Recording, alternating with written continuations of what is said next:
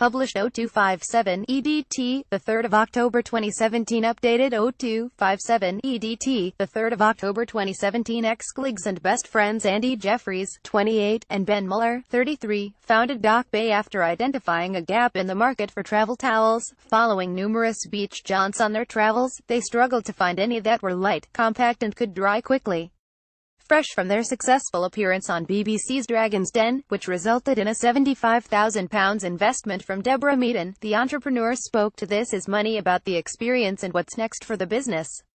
Scroll down for video. Andy Jeffries left and Ben Muller secured a £75,000 investment from Deborah Meaden for a 10% stake in their business, Dock Bay, which sells travel towels. So what's it like to stand before 5 seasoned investors and ask for their money? Muller said the pitch was quite something. The adrenaline was pumping.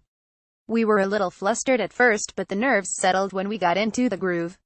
Jeffries added it was definitely easier once we got in there. One thing you have to remember is the Dragons are champions of small businesses. They grill you to ensure that you are aware of the main considerations when it comes to running a business. How did they prepare? By watching a lot of reruns of the show. I mean a lot, Muller said. It gives you a feel for the type of questions they may ask and helps you understand business from their point of view. The Dragons make such a big deal about business figures in the den, and understandably so. In the night before the pitch, we pretty much locked ourselves in our hotel room and rehearsed over and over again down to what we would say in the lift. Jeffries said the worst part was the fear of the unknown. The taxi came over to pick us up at 6:30 a.m. and we were taken to the studio. We were not needed until 3:30 p.m. so we spent what felt like days rehearsing and worrying. When they gave us the 15-minute warning, I remember my mouth going dry all of a sudden. My heart started pounding that extra bit quicker when we approached those famous loft doors. Inception. The idea to run a business selling stylish microfiber towels in distinctive vibrant colors hatched 2 years ago during one of the Muller and Jeffries Tuesday night curry and beer meetups. The duo pulled down a red curtain off the wall of Muller's rented accommodation and stuck pieces of white paper to produce the firm's first design. See photo below. In these evenings, the pair, who come from a corporate banking background, would seek to come up with an idea for a business they could initially run as a side project to their day jobs.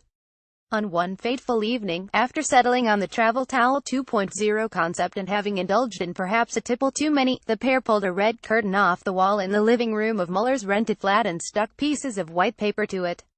It turned into their first design. See photo right and below for the before and after shots. The duo went on to raise around £60,000 to fund the startup through personal savings, banks loans, and cash from family and friends. Like many young businesses, they soon encountered a costly problem.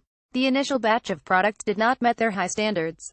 Put simply, they were not good enough, so we couldn't sell them. Jeffries said, it was a huge blow for us because that was basically thousands of pounds down the drain. It was a tough one to swallow.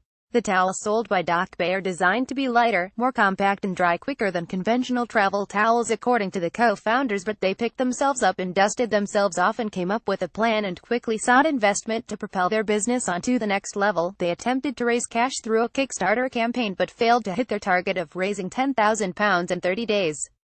And so they took the decision to secure funding through Dragon's Den, which turned out to be a fruitful endeavor. The business piqued the interest of Deborah Meaden, Tucker Suleiman and new Dragon Tej Lavani, all of whom offered to stump up the full £75,000 they sought for varying stakes in the business.